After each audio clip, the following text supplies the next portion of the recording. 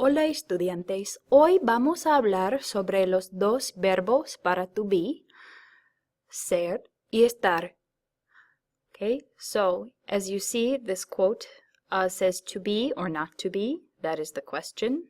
In Spanish, the question is just to be or to be, because there are two verbs that both mean to be. Okay, today we're going to explore those verbs. They are ser y estar. Vamos. So, ¿cuándo usar ser y estar?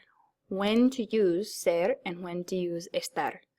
So, ser, to be, is used to talk about a permanent, essential quality of something. Okay, those are things like color, descriptions of someone's personality, their family relationships, such as she is my sister, he is my brother, she is my mother, possessives, professions, like what your job is, and nationalities. All those things use the verb ser. Okay, now we're moving on to estar. When to use estar.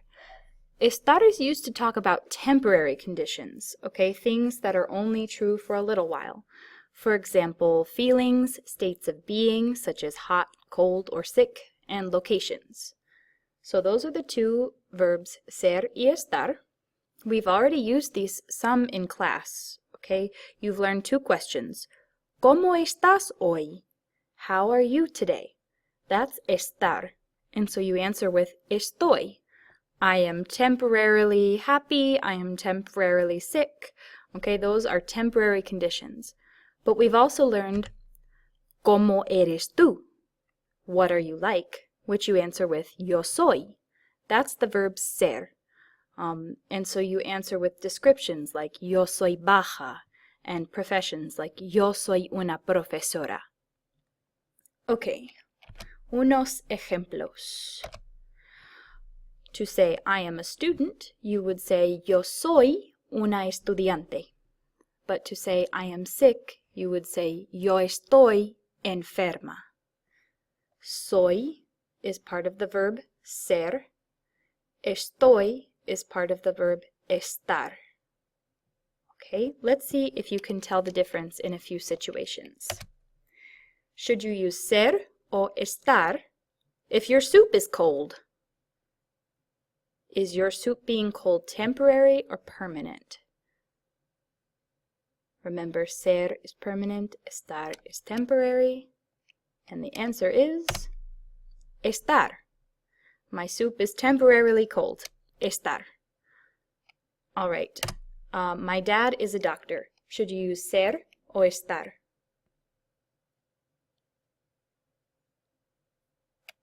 You should use ser because that's a profession. It's not going to change from day to day. It could change if your dad decides to get a different job, but in general, it's considered a permanent quality. Okay, let's try another one. Her hair is brown. Should you use ser or estar?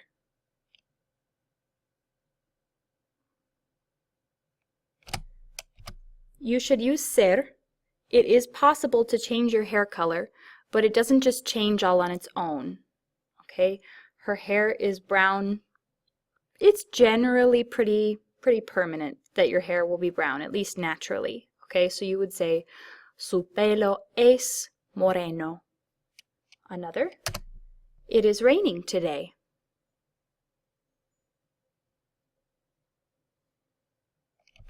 You should use estar because it's only temporarily raining. It might change 2 minutes from now all on its own. Está lloviendo. And another example, I am from the United States of America.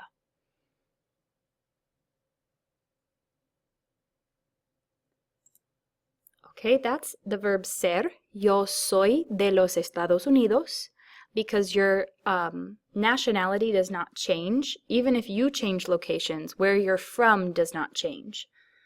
Okay, and one more. I am in the library.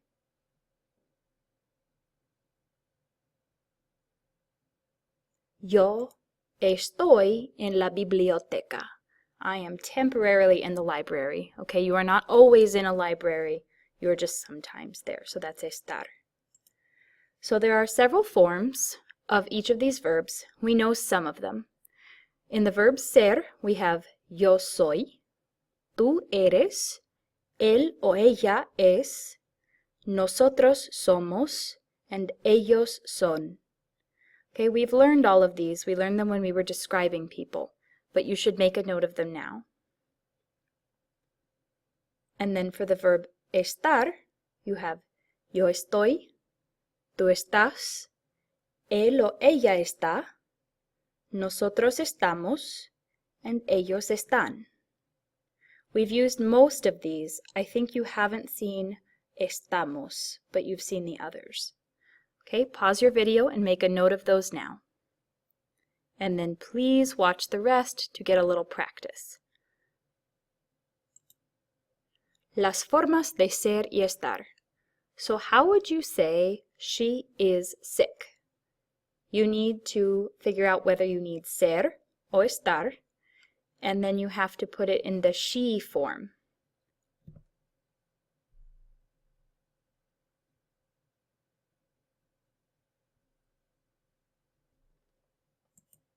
Ella está enferma.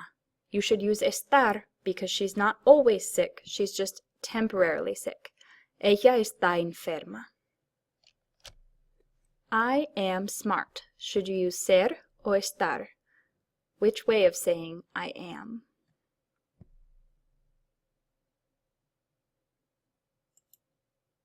Yo soy inteligente. I think you should have gotten this one right because we've practiced describing ourselves a lot. Yo soy inteligente. That's not going to change too much from day to day. Okay, that's a permanent, essential quality of something. I am from Idaho. Should that be yo soy o yo estoy?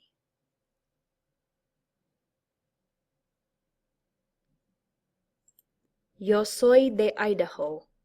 Your nationality or your point of origin, Idaho, does not change too much from day to day. You are always from Idaho if you're from Idaho, so yo soy de Idaho is correct. I am busy. Is that permanent or temporary?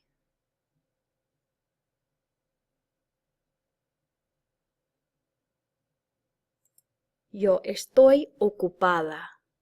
Okay, this is one of those temporary conditions. Even if it feels like you're always busy, you're not really always busy. Sometimes you're asleep. So yo estoy ocupada is temporary. He is tall.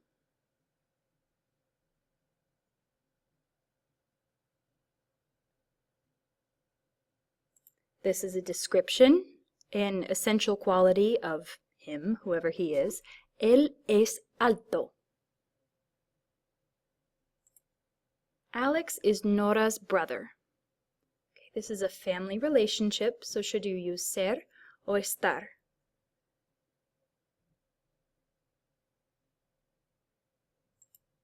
Alex es el hermano de Nora. Okay, es el hermano de Nora. He won't stop being her brother tomorrow.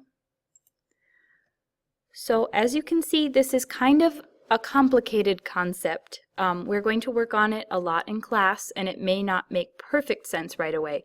But I hope, because you've been used to using yo soy and yo estoy, that it won't be too difficult for you. And I hope that that helped you understand why we use those two different verbs.